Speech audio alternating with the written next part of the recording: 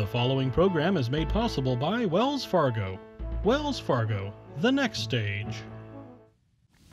Housing, traffic, child care, and oh yes, election reform. We review the legislative year with our partner who becomes our guest. Kevin Mullin is here. The game is politics. The game is on.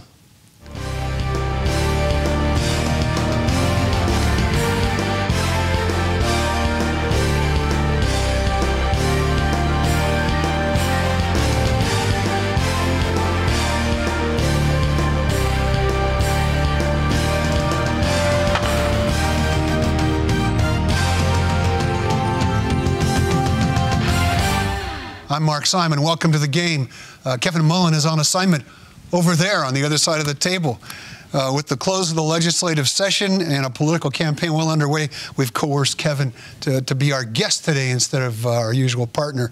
South San Francisco councilman and mayor from 2007 to 2012. He was elected to the state assembly in 2012.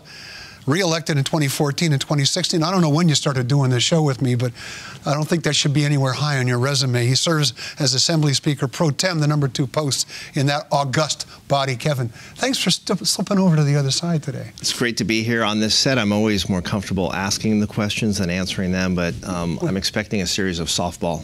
Yeah, your discomfort is my pleasure. Don't trust me. Let's talk first about one that's really relevant to the campaign, which is the Social Media Disclose Act, which essentially tries to apply, it sounds like, the same standards to political advertising to what happens on social media.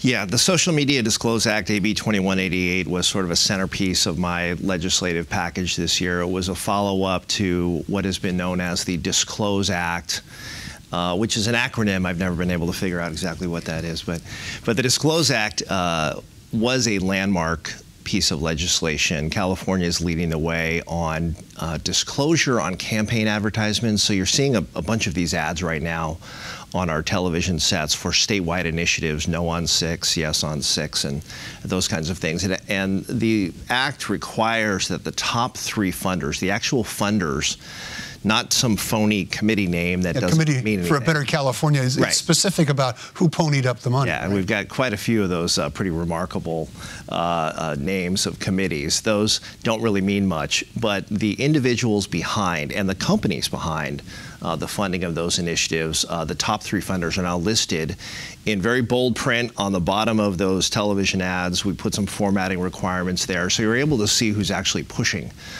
these measures. So it's a transparency piece. The feds, Congress has been looking at this for years and years and years and simply has not acted, so California's taken a lead on this. So that's print, TV, radio has some formatting requirements there as well.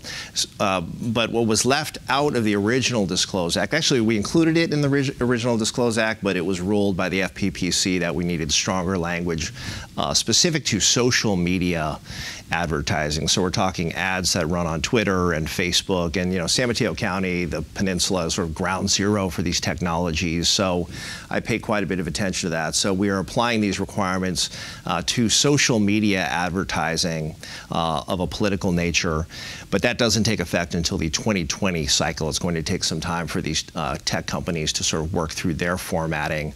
But on the heels of the Russian government's intrusion into our election process in 2016, we really need to, and the companies themselves understand that they need to be putting more attention and effort into making sure that they are keeping track of and disclosing who's moving political money through their technologies. But this puts a series of requirements, creating a database, and it'll be abundantly clear when you're flipping through your social media feeds who the funders are behind these advertisements. So it's a transparency disclosure piece, and we're breaking some ground here. We sort of got out ahead of New York. They're looking at doing something, but California, because we're the home of all these technologies, it makes sense that we would be the natural leader on this front. Good. I don't want to brush aside your legislative. You had a good year, a good couple of years, a good session.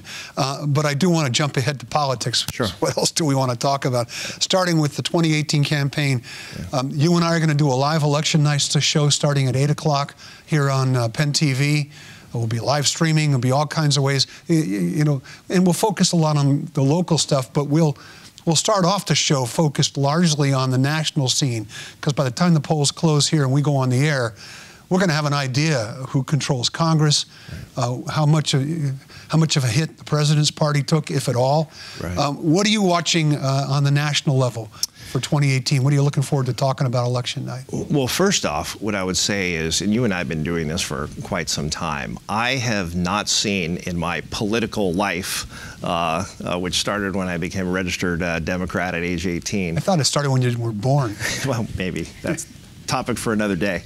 I've never seen a gubernatorial cycle, a non-presidential election cycle, generate this much attention, energy. People are really, really focused and energized on turnout in a gubernatorial cycle. Usually these non-presidential years, I don't want to say they're sleepy, because we have had some spikes over the years, depending on the nature of, say, the gubernatorial contest. And what is interesting is this gubernatorial contest, by the way, is really not much of a contest. It is pretty sleepy. Yeah. It is sleepy. Gavin Newsom will be the next governor. In fact, his ads aren't really traditional campaign ads. They're almost more like issue ads. Right. He's moving forward to the governing piece already, and he has the luxury of doing that, very honestly. Just the nature of the California electorate, when he was able to ensure that a Republican was running against him in this top two setup we have now in California, as opposed to another Democrat, he essentially locked up the race. So it is kind of a sleepy gubernatorial election, but there are a number of congressional seats in California that are considered purple seats. You know, they are in play and may hold the balance of power in terms of the Democrats taking control of the U.S. House. What's interesting is, if this really is a wave election, like we're talking about, when we go on the air on election night, we always look at those 805 absentee results from across the state. We may know by then that the Democrats have taken the House back, because some of the projections are 80% projections that the Democrats will take that over. And if it really is a wave, we will know probably before the California polls close. But that's why we have an election, right? We have to see what will happen. So definitely, power in the U.S. House of Representatives is most certainly in play, and that will be the focus of election night, certainly nationally. On the state level, I think most of the statewide races for office, there's not much mystery to them. Maybe the public instruction office, a couple of others, insurance commissioner. But the real fight seems to be over some of these ballot propositions. Are there any of those in particular that you're watching closely? I would imagine Prop 6, the one that's trying to repeal the gas tax, would be important. Proposition 6, just personally, as a legislator who was involved as a co-author in Senate Bill 1, the Yes on 6 campaign would repeal SB 1. It would repeal the gas tax. Nobody likes to pay additional taxes, period, right? But California is investing $5 billion a year in improving our roads, our bridges, public transit, our entire transportation infrastructure, which for years and years and years has been neglected. And as time goes on, and as that deferred maintenance accrues, it just gets more and more expensive. So this is a real investment. It's good for workers. It's good for businesses. It's good for a community at large to have these road repair improvement projects underway. If Yes on 6 passes, a number of those projects just get stalled, and it will truly be a mess. And what we've been talking about sort of publicly is the role of safety here. If you're talking about roads and bridges, we have some old roadways and some old bridges, and this is a modernization of that infrastructure out there. And I'm hopeful that voters see the value in this investment, but it's a tough issue, because nobody likes to pay additional taxes at the pump. We're in a very high-cost county here in San Mateo County, so I'm sensitive to all of that. But you look at the costs and the benefits of that kind of a structure, and I'm pleased to be supporting the No on 6 campaign. So that really is the headliner, very honestly. Yeah. There are a number of other measures. Some are very special interest driven and kind of niche-y. Proposition 1 is a $4 billion housing bond and veterans housing, and we're acutely aware in our county of the affordable housing crisis. So I would say that also takes top billing and making sure that we're investing. Let me stop you there. We'll come back to this. We're going to keep talking politics with Kevin Mullin. Stick around. We'll be right back.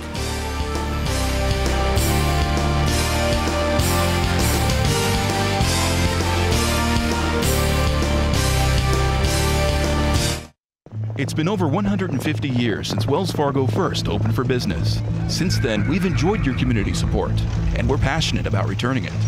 Every day, Wells Fargo team members roll up their sleeves and donate their time to organizations and charitable groups throughout the Bay Area. Nationally, we've committed even more. In just the past 2 years alone, we've donated over $70 million to support schools and educational programs. It's a commitment we're proud of. Wells Fargo, the next stage.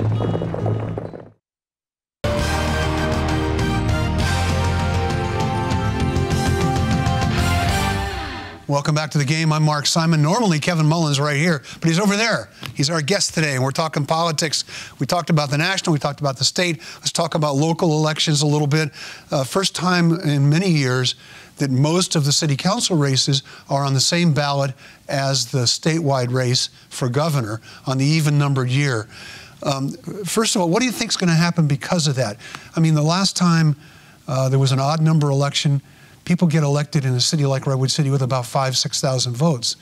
Last time it was on an even number, that count was closer to 12,000. That was 20 years ago. Right. So we expect more people to vote, compounded with a ballot that you get at home. Right. So does that mean people pay more attention? They dig a little deeper? Or, you know, the fear is that they'll go into the ballot, they'll vote on the top stuff, they'll know nothing about the local issues, click the first 4 names and move on. Yeah. Well, ballot drop-off, they call it, is a phenomenon where voters who are relatively infrequent voters but are motivated for some reason to cast a ballot may ignore some of the lower ticket races. But all in all, there will be more votes cast for the local races because they are occurring in an even year as opposed to an odd number year. I actually struggled with that issue a little bit in the legislature because I came off the South San Francisco City Council and we ran in odd years. And it really was an opportunity to reach out to those voters who are frequent voters in municipal elections, who pay attention to local affairs. And you sort of have the ballot to yourself. You're not having to compete for attention. Yeah, you're competing for mind share in an even year. But if you sort of take it all in totality, I think it's a good thing for democracy that more and more voters are being exposed to these local races and school board and city council and special district races. However, there is a dynamic. If you are a candidate running for a local office in an even year, you are competing with the mind share. But just the mechanics of running a campaign, okay, we have, and I've been a part of this effort, putting a ballot into every registered voter's hands, postage paid, regardless of their voting history. If they are on the voting rolls, they get a ballot at home. It's not been done before, with the exception of a pilot that we ran here in San Mateo County. So we are moving to this new elections model this year, and we did in the primary and now in the general. So if you're a candidate, you're walking to more homes if you're knocking on doors and asking for votes. We've really raised the bar, if you will, on what it takes to run a local campaign. So that's a little bit of a byproduct. I think it's a good thing because you've got candidates talking to more voters. It's good for democracy. It raises the awareness of the election. But potentially, it could increase some costs on mail if you're now mailing to a broader universe of voters than, say, those that just traditionally have come out of municipal elections. That can inflate the cost a little bit of campaigns. So there's no perfect way to do this, but if you look at it in total, more voters will be participating. And that's a good thing for democracy. What do you move around your district on a regular basis, especially during the campaign time when you're not in session. What are you hearing are sort of the common issues? It looks like in South City, the growth that's taking place, the changes that are taking place there is a campaign issue. And that looks like that's one of the issues that's in common almost in every city on the peninsula. Sure. We are ground zero of the affordable housing crisis. I mentioned that previously. So there is pressure on local governments to meet their what are called their RHNA goals, regional housing needs allocation. But it's a formula that looks at how many jobs are being created in a community, what your existing population is, and how many housing units you are creating to accommodate some of the growth that is occurring in a community. So there's always going to be land use tension. around providing workforce housing in San Mateo County. A number of communities are stepping up and doing the right thing, but it certainly creates some tension at Bertolucci's in downtown South San Francisco, and there's a little dispute. The owner of that restaurant doesn't like the fact that his neon sign is being obstructed from the 101 traffic by a higher density workforce housing development that South City has put into play. And I think it's a great thing for downtown South San Francisco. They are building density near their new walkway to the Caltrain station. It's transit-oriented development. South City is creating tons of biotech jobs. So they're trying to catch up and provide some housing for that workforce. So they're doing the right thing, but it does create tension, and that's just one example, and you see it here in the southern part of the county, in Redwood City and others. Those are the dominant issues. The Bertolucci signs is one of those things that comes under the heading, people think that's a landmark. So is this kind of growth, I mean, you've lived through it yourself, is it good for this area? I think the housing growth is absolutely good for this area, but there needs to be a recognition that you need to reach out to the community early and get community input. People need to feel like they are part of the process in terms of how a community grows. If they feel that there's a top-down solution being imposed on them, I think that's where you get a lot of pushback from the community. And let's face it, people love the quality of life on the peninsula. That's partially why it's so expensive to live here, which contributes to affordability challenges. But people do generally like the status quo, and change is difficult. Whether you're talking about local politics or state politics or national politics, change of the status quo is the hardest thing. So there just needs to be a recognition of that, and you have to balance all of these things and grow the right way. But I think a number of communities are stepping up and leading on this issue, but it comes down to design and making sure that you are integrating the community's input before you move forward on something that is really of scale, a pretty significant development. And you see that in Redwood City, where they have really, if it wasn't for Redwood City and South City and San Mateo, I'd throw Millbrae in there. I'll give them a shout out, and San Carlos is doing their part. If it weren't for some of these larger cities building some of this housing, we would have even a more extreme jobs housing gap. At one point, it was 19 jobs being created for every one housing unit. Yeah. So that just puts cars on the road throughout the region, clogging the region's transportation networks. We're catching up. We're about 15 jobs for every one housing unit, and jobs are going to continue to be created. So we need to catch up. We're going to talk a little bit about traffic when we come back. Stick around. We'll continue with Kevin Mullin.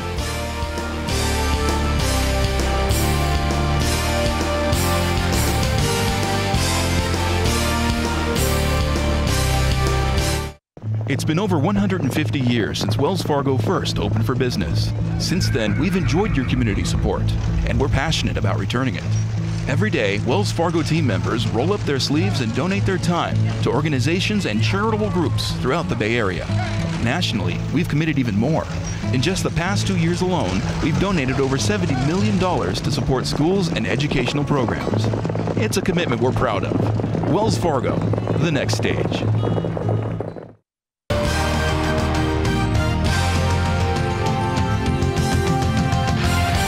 Welcome back. I'm Mark Simon. Kevin Mullin is over there. We're talking about traffic. When I was at the transit agency, I remember thinking everybody loves transit and they think somebody else should be using it. Maybe the most important measure on the ballot in the county is Measure W, which would provide substantial funding to try and tackle some of this traffic problem. I know you're one of the supporters of it. You may be co-chair of the campaign committee for all I know, but you've been involved very early on in the creation of this measure. Tell me how important this is and what it will do and what happens if it doesn't pass.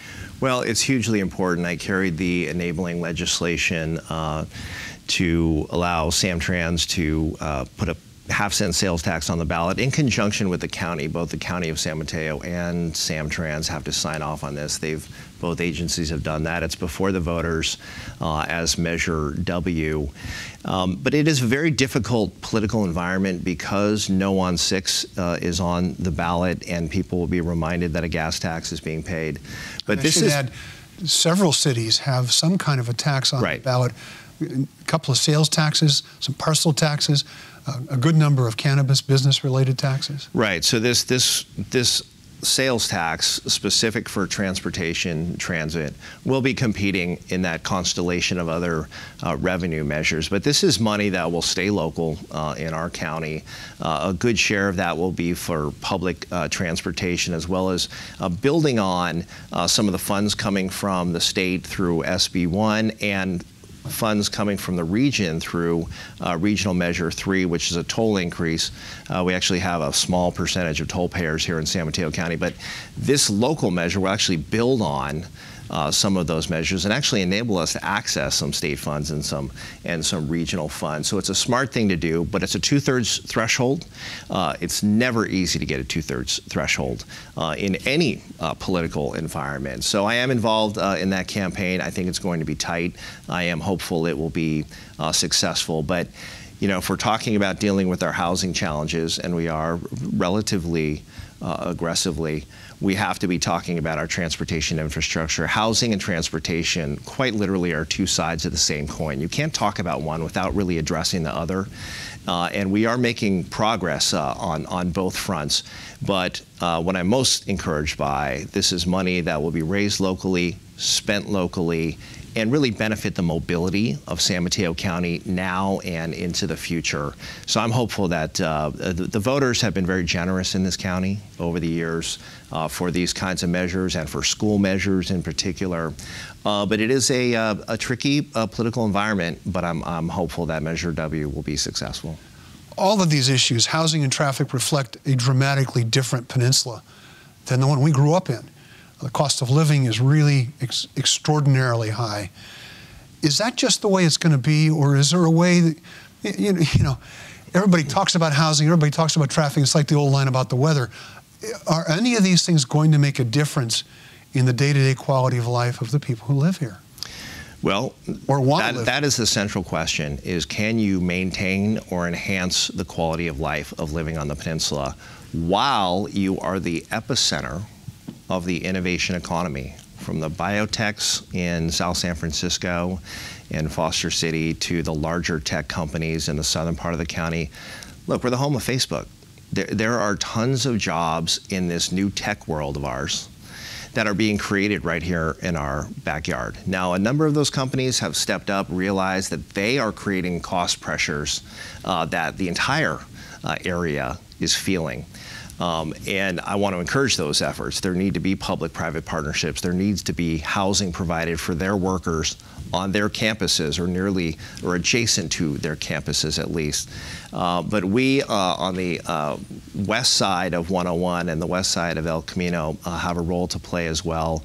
But there are a number of investments in the 101 corridor. I'm looking at the managed lane project, which really will add a lane on 101 and convert one of those lanes to an express lane, a HOV, high occupancy vehicle 3, toll lane, creating an option. But it also creates a revenue source that we keep locally. The key for me on that issue is, do all of the lanes benefit? Does traffic flow across the lanes, regardless of whether or not you want to opt in to pay a toll, do all of the lanes benefit? And that's the key for me. But that's a project, a half a billion dollar project that is underway. A number of investments are being made to try to deal with mobility and really mitigate some of the impacts on quality of life from the growth you're seeing on the commercial side of our county. So these are real tough challenges for local office holders and folks that sit in my seat as well. We got a couple of minutes left. You and I are such political junkies. We can't wait till election night, and we're so excited about doing another live report. We'll be covering the local races like nobody else does, but we'll also be talking, what are you looking forward to on election night? What are the issues? What are the different matters? Is this going to be a midterm election is always a referendum on the president? What do you think the verdict's going to be? What are you anticipating? Well, I think the verdict will pretty clearly be a pushback against the Trump administration's agenda. This is not too unique in that usually an incumbent president suffers a setback on that first midterm election. You know, people in general across the country, I think, like the notion of divided government. They may not like the divisions we see out there in the political world, and that's probably a topic for another day. But in terms of dividing power in government and bringing balance, so I think you're going to see balance restored, at least with the House moving to the Democratic side. I'm paying attention to a couple of big national races. Beto O'Rourke is trying to topple Ted Cruz in Texas. I mean, under any other circumstance, we wouldn't even be talking about Texas going blue, but there's actually a real competitive race there.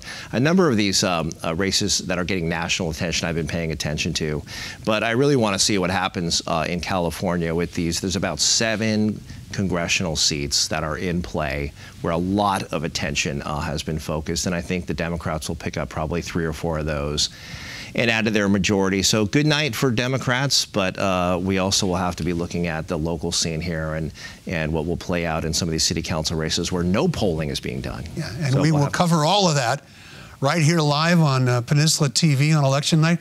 Kevin and I will be with you along with a host of other guests, a lot of people running for office and so on and so forth. I'm Mark Simon. Normally this is where he says he's Kevin Mullin, and he still is, but he's over there this time. Thanks for being with us.